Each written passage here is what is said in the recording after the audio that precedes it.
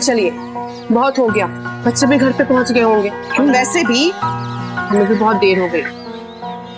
चल चूड़ियां तो लो। नहीं, अरे लेना है कि नहीं भाई? अरे क्यों नहीं लेना है? कितने की है? ये 200 रुपये की, 150 की। अरे 10 रुपये कम कर देना। नहीं, चल। कमला, दिन रात भट्टे पे काम करता हूँ, हाथों को पत्थर बना दिया, फिर भी अपनी पत्नी के लिए एक चूड़ी नहीं खरीद पा रहा हूँ। आप क्यों दुखी हो रहे हो? ये तो एक छोटा सा शौक है। हमें तो लगता है ये शौक बहुत पुराना हो गया है। कुल्फी।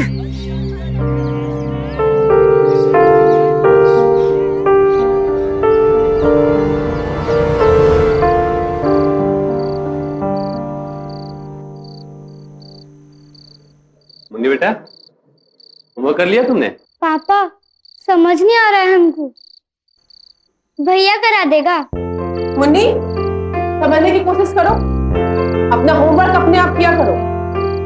अच्छे से पढ़ोगी तो बड़े होकर सब कुछ मिलेगा, अच्छी जिंदगी, पैसा, सब कुछ।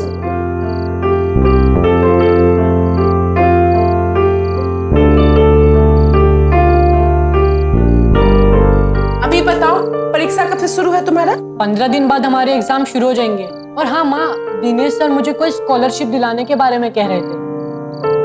अगर मैं अच्छे नंबर से पास हो गया तो मेरे आगे की कॉलेज की पढ़ाई का खर्चा सरकार देगी। अरे वाह राजू बेटा, तुमने सोचा था कभी कि हमारा बेटा भी कॉलेज जाएगा? सोचा था, जब भी पैदा हुआ था ना तभी सोचा था, ये भी जाएगा और मुन्नी भी जाएगी। जो हमारे साथ हुआ है वो हमारे बच्चों के साथ नहीं होने देंगे।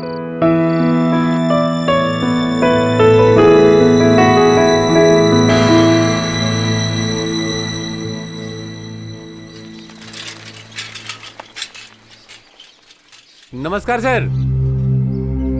कैसे हो आप? जी मैं तो एकदम ठीक ठाक हूँ सर। कैसे हैं आप सर? बढ़िया बढ़िया। सर, राजू की पढ़ाई लिखाई कैसी चल रही है? राजू बहुत ही मेहनती और होशियार लड़का है। इंजीनियरिंग कॉलेज में उसका एडमिशन हो सकता है। कॉलेज की पढ़ाई के लिए कितने पैसे लग जाएंगे? अगर राजू को वो स्कॉलरशिप मिल गई, उसके बाद भी 20-25 हजार का खर्चा आ जाएगा। 20-25 हजार? मैं समझ सकता हूँ कि इतने पैसे इकट्ठे करना आपके लिए मुश्किल है, लेकिन कम से कम अपने बेटे को कॉलेज में एडमिशन करवाने की ट्राई तो कर सकते हैं। अगर एक बार उसकी ग्रेजुएशन होगी तो बहुत सारे रास्ते खुल जाएंगे, बहुत कुछ कर सकता है वो। गोपाल, मेरे स्कूल का टाइम हो गया, मैं चलता हूँ।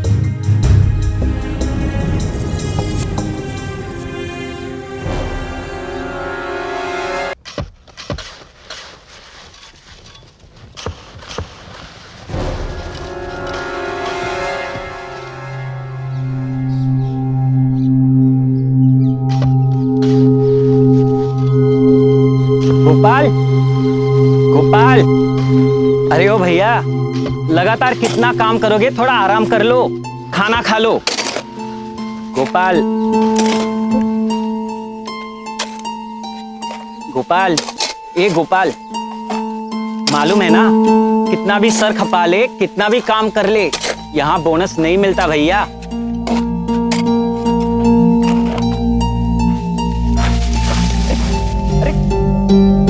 थोड़ा आराम कर लो भैया, बेहोश हो जाओगे। चल आजा।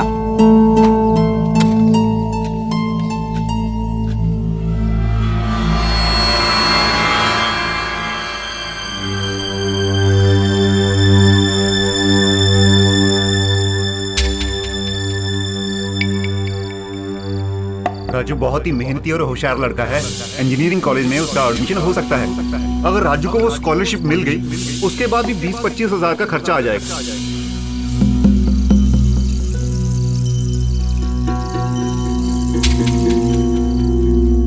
लेकिन हाँ, कॉलेज यहाँ से दूर है, उसके आने जाने में एक्स्ट्रा खर्चा होता है।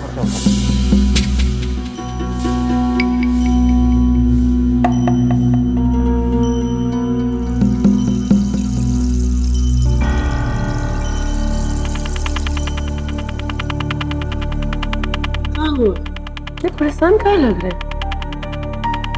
तब से देख रहे हैं, बहुत बेचैन लग रहे हैं। कमला, भट्टे पे सबको यही कह रहा है कि राजू की स्कूल की पढ़ाई खत्म होते ही उसे काम पे भेज दो। अरे ऐसे कैसे भेजिए? यही जिंदगी जीने के लिए जो हम जी रहे हैं, मिलेगा क्या उसे? लेकिन हमें कोई रास्ता दिखाई नहीं दे रहा है। हमने तो ये सपना देखा था ना कि हमारे बच्चे पढ़ाई लिखाई करें, अच्छा इंसान बने, अच्छा काम करें, अच्छी जिंदगी जिए। लेकिन अब वो सपना मुझे टूटता हुआ नजर आ रहा है। ऐसा लग रहा है कि अब हमारे राजू को भी दिन रात मेरे तरह ही ईंट के भट्टे पे काम करना पड़ेगा। बस यही सोच के दिन रात मर रहा हूं। इससे तो अच्छा है कि एक बार मर जाऊं मैं। अरे काहे इतना परेशान हो रहे? इतनी नाउम्मीद मत होइए। आज तक हमारे बच्चे आगे आए हैं, आगे भी ऐसा ही होगा। और पूरे परिवार में सबसे पहले हमारे बच्चे स्कूल गए।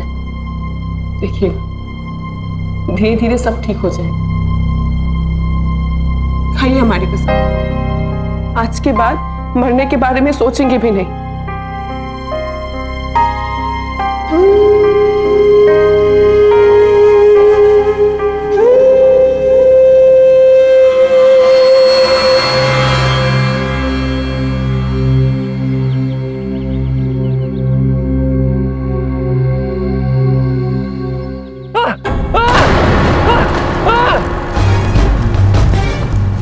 गोपाल! गोपाल! गोपाल, तुझे कुछ नहीं होगा। अरे चलो देखते हैं क्या हुआ। अरे तुझे कुछ नहीं होगा। अरे इसे निकालो।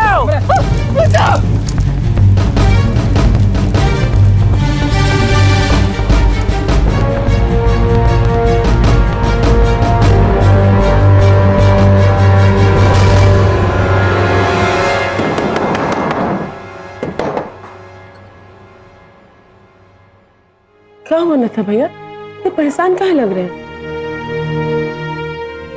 उन्हें है वो क्या वो अस्पताल में।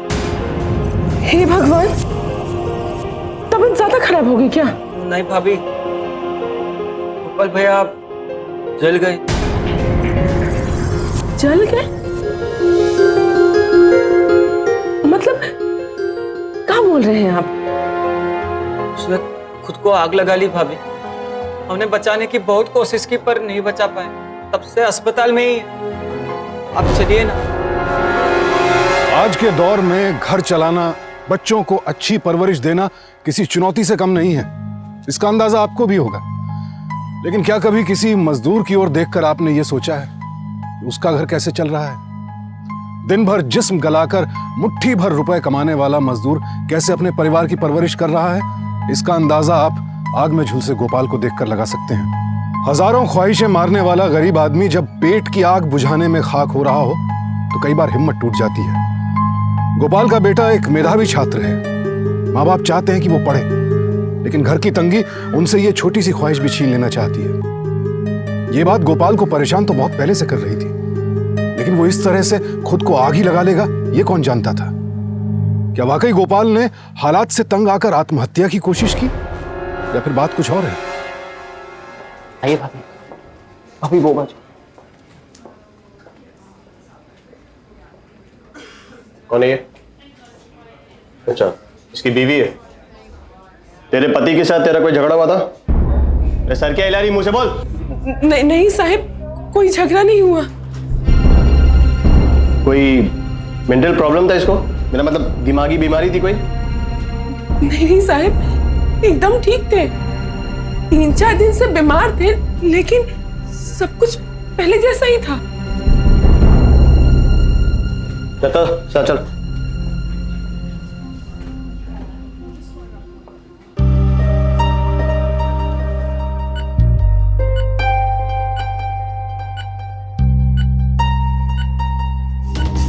हर 3 घंटे पे चेक करते रहना।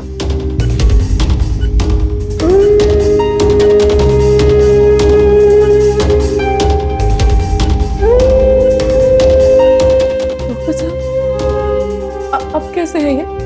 किस्मत अच्छी थी, टाइम पर हॉस्पिटल ले आए। ठीक होने में थोड़ा वक्त लगेगा, लेकिन क्या डॉक्टर साहब? इनका चेहरा और गला झुलस जाने की वजह से इनकी आवाज की नली सिकुड़ गई है, इसलिए कुछ दिनों तक ये बोल नहीं पाएंगे। अब मैं कुछ दवाई लिख के दे रहा हूँ, तो बाहर फार्मेसी से ले लेना।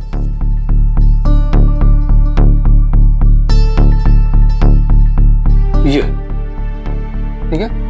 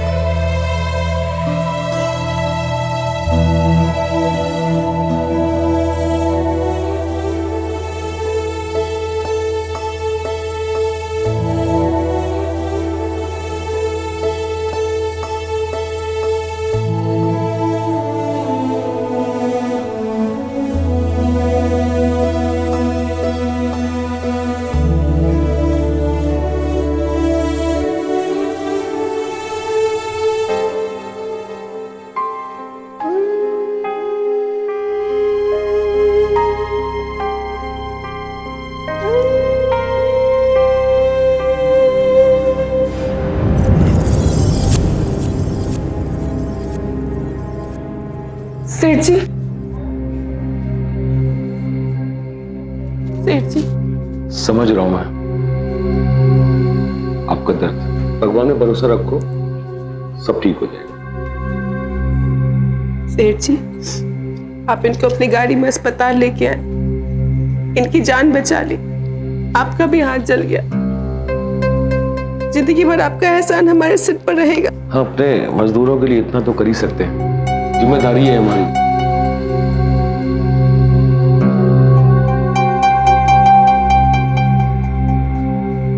ये रख लो, चिंता मत करो। गोपाल कई हफ्तों तक के काम पर तो आ नहीं पाएगा, लेकिन उसकी पगार मिलती रहेगी। भगवान ने करे कुछ, अगर गलत कुछ हो गया तो गोपाल की नौकरी आपके बेटे राजू को मिल जाएगी। वैसे डॉक्टर ने क्या बोला? डॉक्टर ने कहा है समय लगेगा, लेकिन बच जाएंगे। ये तो अच्छी बात है।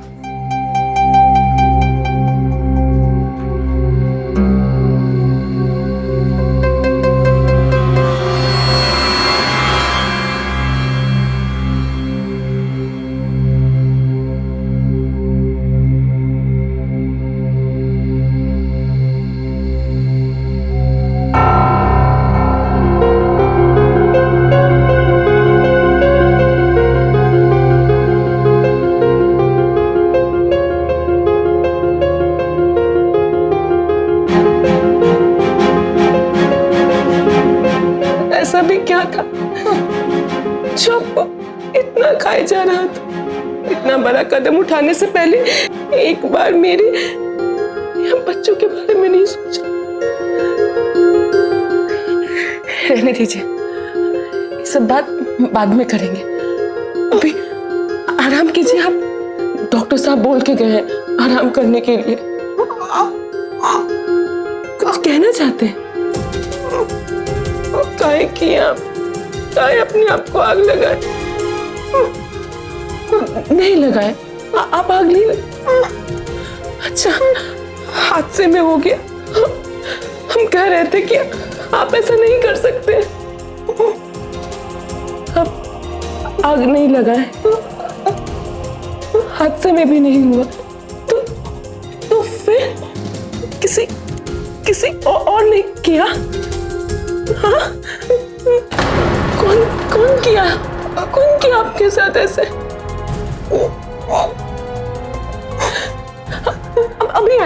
अभी आए।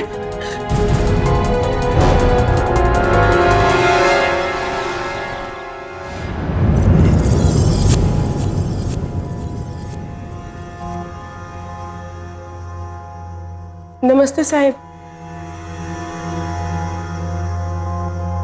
बस काय झालं? साहेब, गोपाल हमको बताए खुदकुशी करने का कोशिश नहीं किए, कोई और जलाया है उनको। किसने जलाया? नाम बता। अभी वो बोल तो नहीं सकते हैं। तो जब बोल सकते हैं तब इधर आ, समझी? हमने पता किया था वहां पे, सभी ने ये कहा कि तेरे पति ने खुदकुशी करने की कोशिश की। अब मेरा टाइम खराब मत कर, जा यहाँ जा।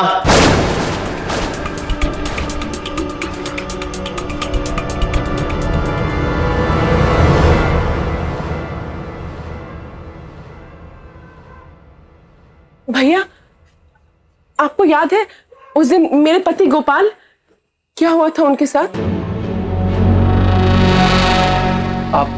अरे तुम दोनों कहाँ है? इधर बैठे हो? जाओ अंदर जल्दी, साहब बुला रहे हैं आपको। और दरवाजा बंद कर लेना। भाभी आप यहाँ काहे आए हो?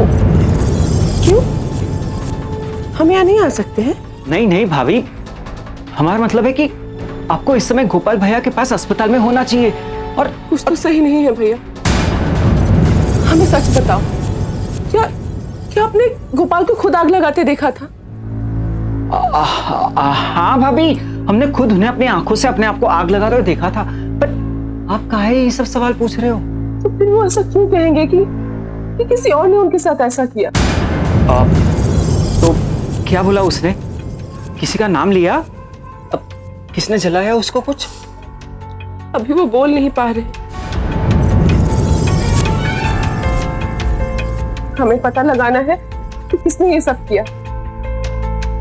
आपको भी कुछ पता लगेगा तो मुझे जरूर बताइए।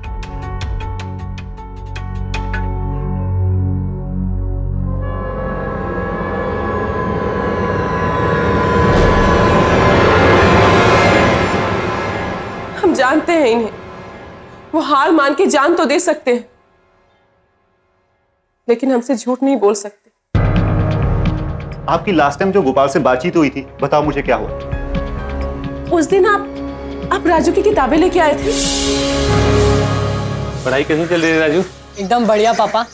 दिनेश सर मेरी बहुत मदद करते हैं। बहुत बढ़िया बेटा। पर पापा, मुझे 4 बुक खरीदनी है, 700 रुपये तक की सेकेंड हैंड आएगी। और दिनेश सर बोल रहे हैं कि टेस्ट की पढ़ाई करने के लिए वो बहुत ज्यादा जरूरी है। अच्छा,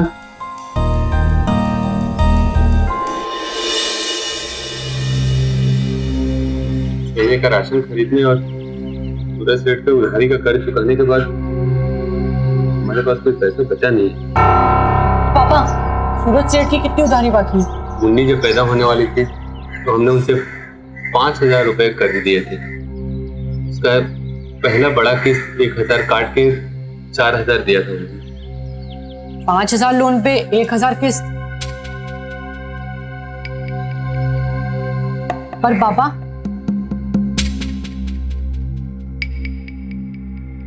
आप उन्हें 70,000 के ऊपर दे चुके हैं। 70,000? उस 4,000 के बाद आपकी कितनी उधारी बाकी है? तब तो हमें सूरज सेठ से बात करनी पड़ेगी। राम राम नमस्ते सर। राम। ये लो आपकी बुक्स। पूरे 5 दिन में सारे चैप्टर खत्म करने होंगे। नोट्स बना लेना।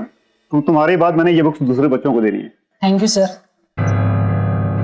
क्या हो गोपाल, कोई परेशानी है? नहीं सर।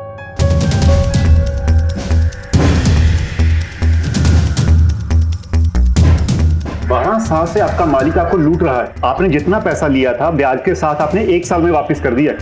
आप उसको बोलो कि कोई लोन नहीं बचा है, अब कोई पैसा मत देना उसको।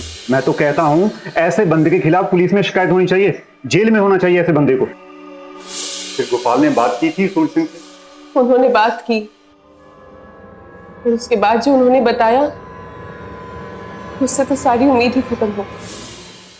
सेठ जी, आज शाम तक की गोभी भेज दूंगा। सेठ जी, चलो मैं फोन करता हूँ। बोल। सेठ जी, जो मैंने आपसे कर्ज लिया था वो मेरे ख्याल से खत्म हो गया होगा। अगर आप कागज एक बार देख लेते तो। तेरे ख्याल? अब दुनिया तेरे ख्याल पे चलेगी? हाँ, नहीं ऐसी बात नहीं है सेठ जी। एक साहब से हमने बात की थी, वो बैंक में नौकरी करते हैं। ओ, तो अब हमारी बात का भरोसा नहीं रहा। नहीं, ऐसी बात नहीं है सर जी। 3 साल और बचे हैं, 3 साल बाद खत्म हो जाएगा। जा, रात हो गई है। क्या? और सुन, अगर 1 साल में पैसा अदा करना चाहता है अपने बेटे को काम पे लिया, 1 साल के बाद उसको भी पगार देना शुरू कर देंगे। इसका मतलब कि सूरज सिंह को यह अच्छा नहीं लगा कि गोपाल ने उसके साथ पैसों के बारे में सवाल किया। लेकिन सूरज सेठ जी ऐसा नहीं कर सकते। वो तो हमारी बहुत मदद करते हैं। इनके दवाइयों के लिए पैसे भी उन्होंने दिए। यही तो हैरानी की बात है कि मजदूरों का खून चूसने वाला सूरज सिंह अचानक गोपाल पर ऐसे मेहरबान कैसे हो गया। नहीं, जो भी हो वो गोपाल के साथ ऐसा नहीं कर सकते। अरे उन्होंने ही तो उनकी जान बचाई, उन्हें अस्पताल लेकर गए। तो फिर गोपाल के साथ ऐसा किसने किया?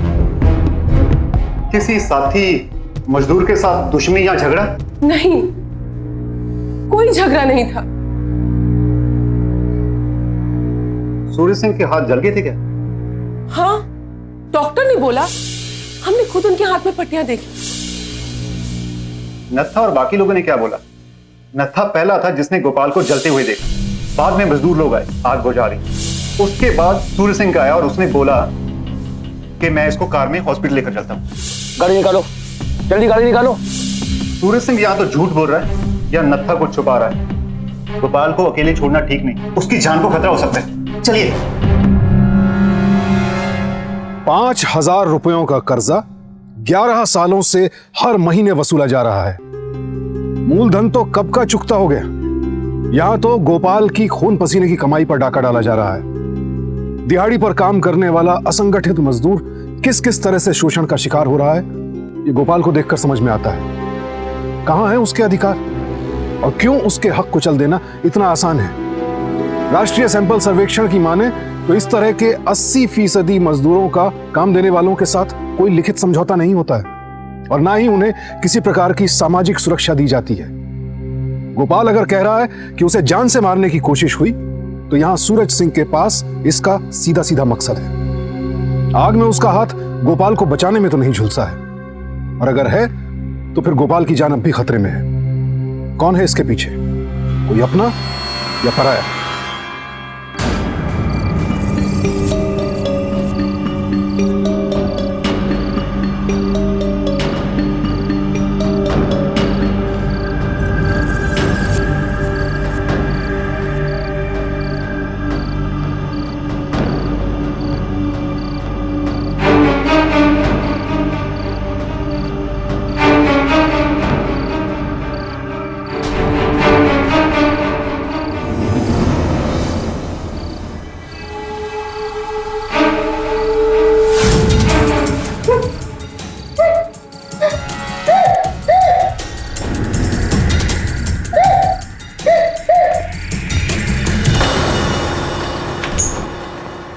आप यहाँ क्या कर रहे हैं? कुछ नहीं, वो एकदम से कंपनी शुरू हो गई, इनको तबीयत खराब हो रही है। आप देखो, कुछ चेक करो इनको। प्लीज आप बाहर जाइए। अरे मैं यही रहूंगा गोपाल के साथ, मेरे भट्टे में काम करता है ये।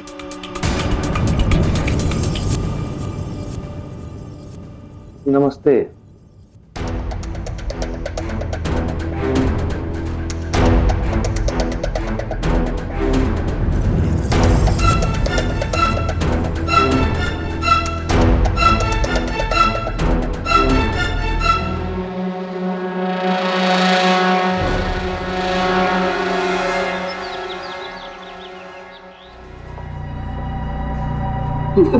नत्था भैया, अब हमारा शक यकीन में बदल गया है। ये सब सूरज सिंह ने किया है।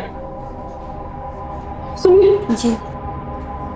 हम किसी जरूरी काम से थाने जा रहे हैं। जी। आप इनका ध्यान रखिएगा, किसी को आसपास मत आने दीजिए। जी ठीक। नत्था भैया, आप भी देखते रहिएगा इनको। पर भाभी, अब पुलिस स्टेशन काहे जा रही है? काहे? आप देखी नहीं कल रात क्या हुआ? वो सूरज सिंह हमारे पति को मारने ही तो आया था।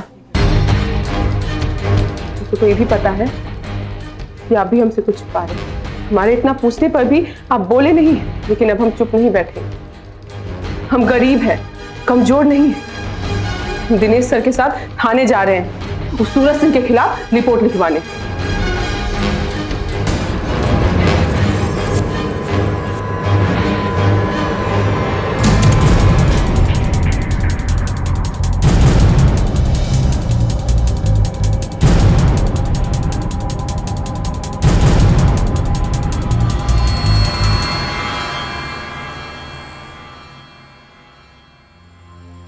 एक इंसान तेरे पति को जला के मारने की कोशिश करता है, फिर वही इंसान तेरे पति को अपनी गाड़ी में रखकर हॉस्पिटल पहुंचाता है, उसकी जान बचाता है। फिर ये इंसान हॉस्पिटल में वापस आता है और तेरे पति को मारने की कोशिश करता है। या तो तेरा दिमाग खराब है या तेरे पति का।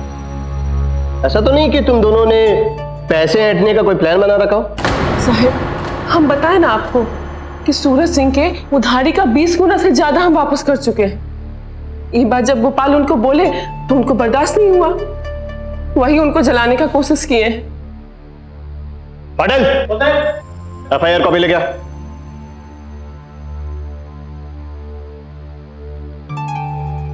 देख, यहां रिपोर्ट में लिखा है 2 पुलिस ऑफिसर के सामने सारे मजदूरों ने यह गवाही दी है, तेरे पति ने जिंदगी से तंग आकर आत्महत्या करने की कोशिश की है। और रिपोर्ट दे सकता हूं मैं? तू भी अपनी जासूसी पूरी कर, चल।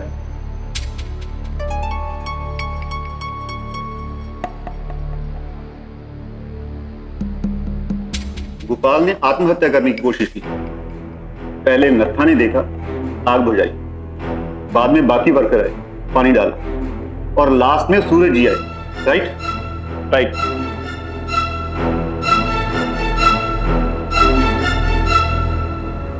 Thank you sir.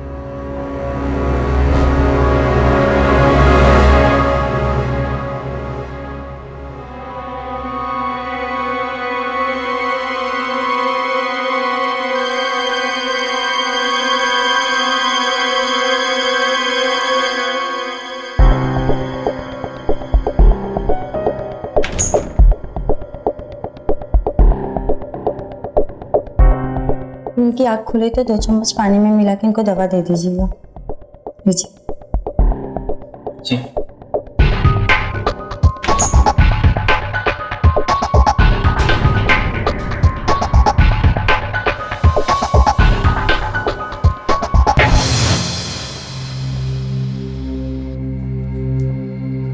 Mummy mummy mummy, मेरे एग्जाम अच्छे जा रहे हैं। मम्मी, पापा को क्या हुआ? कुछ नहीं हुआ है, उनको हाथ जल गया था। अब एकदम ठीक है पापा। चलो बैठ जाओ।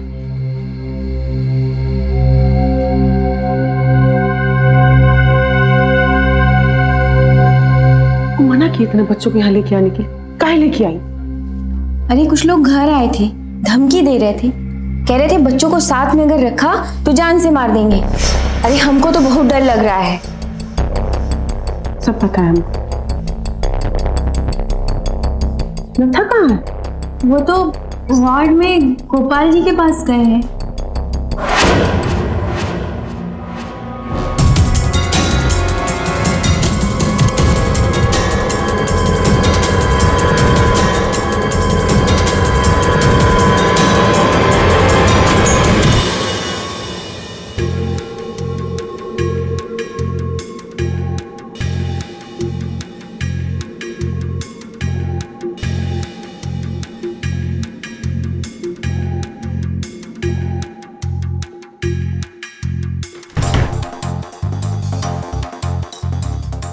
पापा से मिलने जाती।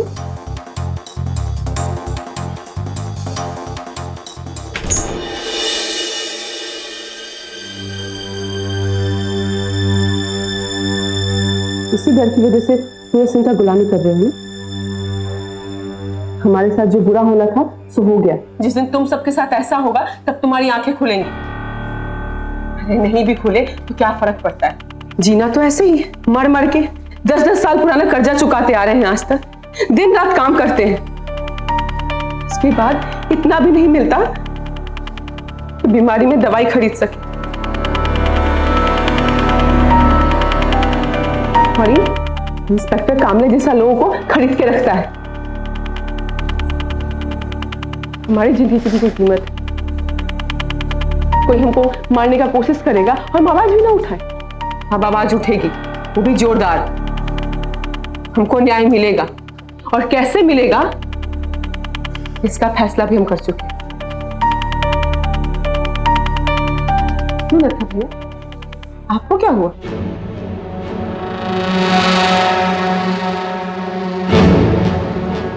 सूरज सिंह हमें ये जहर की पुड़िया देगा। क्या? कहा कि गोपाल भैया की दवाई में मिलाई दे। हम क्या करते? उस दिन सूरज सिंह और उसके आदमियों ने ही गोपाल भैया को भट्टे में जलाया था। गोपाल मरने दस, बड़ा हिसाब किताब मांग रहा था ये। कोई नहीं बचाएगा इसे। अगर तूने किसी को बोला ना, तेरा मुंह तोड़ दूंगा, यही हाल तेरा भी करूंगा। दूसरे मजदूर जब भागकर आने लगे तो वो डर के भाग गए।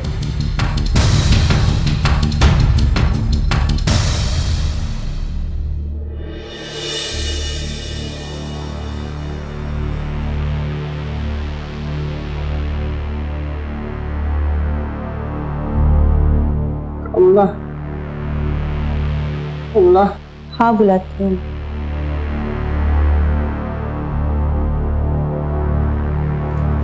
पेशेंट ठीक हो गए हैं, आप उनसे मिल सकते हैं, बस उनका ध्यान रखिएगा।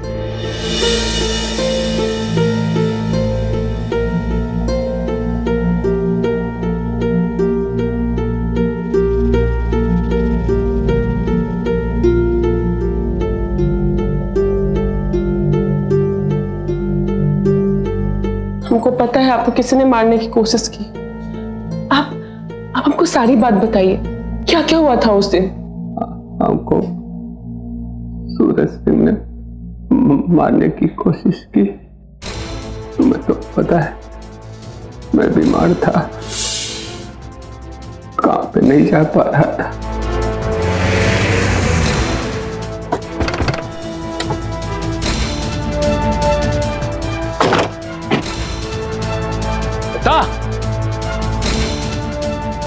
जी मालिक, जी मालिक, मालिक मालिक। उससे बोला था ना गोपाल को बोल भट्टी आने के लिए। कहाँ है वो? कहाँ मर गया? क्यों नहीं आया? मालिक उसकी तबीयत बहुत खराब है मालिक।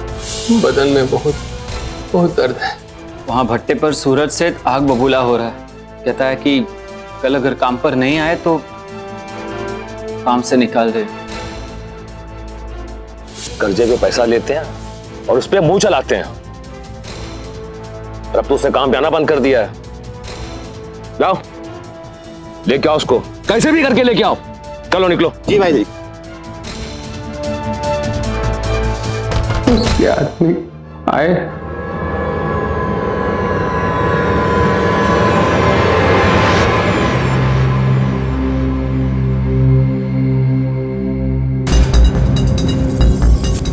ज्यादा चर्बी चढ़ गई तेरे को। दत्ता ने बताया कि काम के लिए तुझे बुलाया था मैंने, उसके बावजूद तू नहीं आया। जी तबीयत बहुत खराब है। बीमारी का नाटक कर रहा है। बस हिसाब किताब पूछ रहा था। अब काम कर और कर्जा चुका। अगर कर्जा चुकाना है तो दिन रात काम करना पड़ेगा। तब तक काम करना पड़ेगा जब तक तेरी सांसें चल रही है।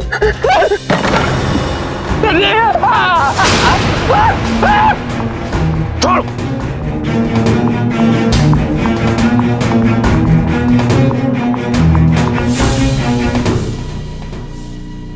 देखिएगा, हम सूरज सिंह को नहीं छोड़ेंगे, नहीं छोड़ेंगे उसको।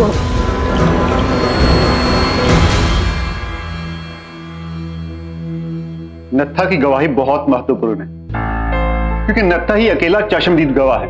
लेकिन केवल नत्था की गवाही पुलिस नहीं मानेगी, क्योंकि नत्था पहले ही झूठ बोल चुका है। इसलिए हमें और सबूत चाहिए, ताकि पुलिस पर सूरज सिंह और उसके आदमी के खिलाफ FIR दर्ज करवाने का दबाव डाला जा सके।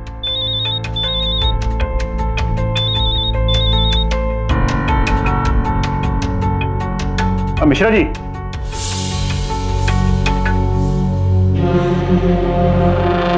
मैंने एक NGO से मदद मांगी है। अखबार वालों को मैं खबर कर दूंगा।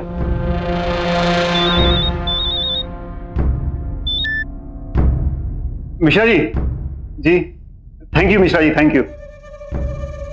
आज शाम को यहाँ के सीनियर इंस्पेक्टर से मिलना है, आप तैयार रहिएगा।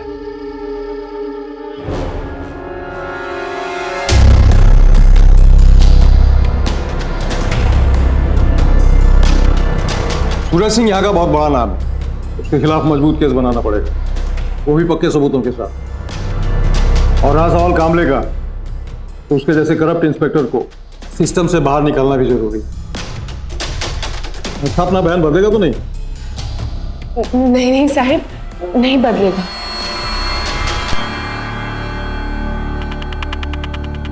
जय हिंद साहब। जय हिंद। सूरज सिंह को फोन लगाओ और उसे बोलो रुपए पैसे लेके भाग जाए। सर, मैं सूरज सिंह को? भोपाल के जलने के बाद 15 बार आपने उसे फोन किया, एक बार और सही? सर, मैं क्यों फोन करूंगा सूरज सिंह को? ये तुम्हारी कॉल डिटेल्स। एग्जैक्टली यही बोलो जो इस कागज में लिखा है।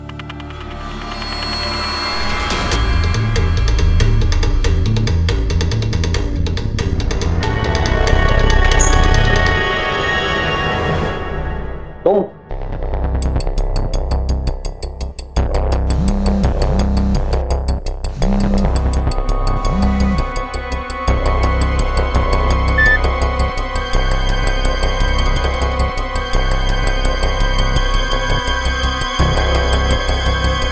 क्या कर रही हो?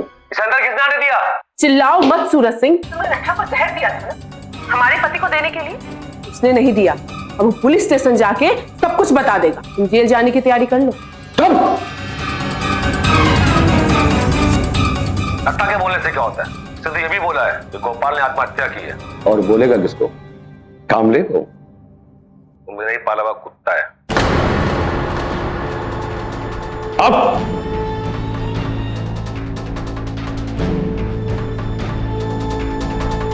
फोन लगाओ।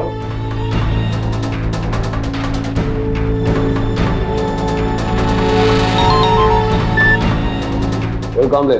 सूरज भाई जी, आप भाग जाओ, यहाँ प्रॉब्लम हो गई है। क्यों? क्या की प्रॉब्लम हो रही है? तू किस लिए बैठा है? भाई जी, वो नत्था पलट गया है। उसने बयान दे दिया है कि उसने आपको गोपाल पे केरोसिन छिड़कते हुए देख लिया था। अरे वो झूठ बोल रहा है। वहाँ पे कोई घासलेट वासलेट कुछ नहीं था वहाँ पे। मैंने उसको खुद भट्टे में डाला अपने हाथों से। और वो वहाँ पे था भी नहीं। उसके जलने के बाद वो आया है वहाँ पे।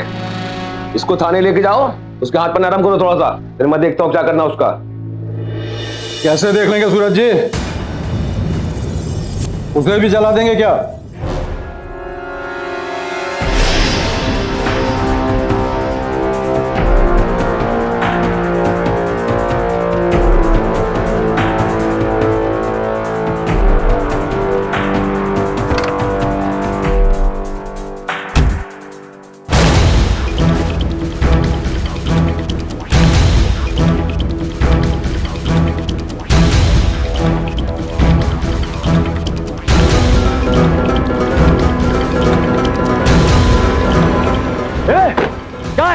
चल, तुम लोग कितने हिम्मत?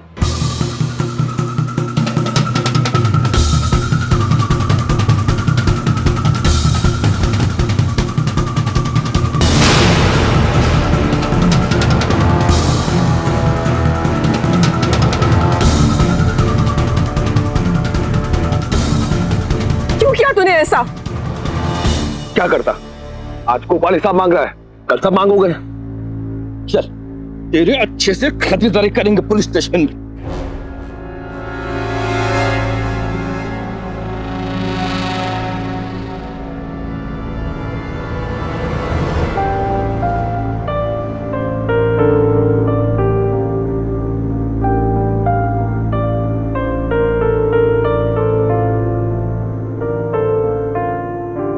राजू को स्कॉलरशिप मिल गई है। फर्स्ट क्लास पास हुआ तुम्हारा बेटा।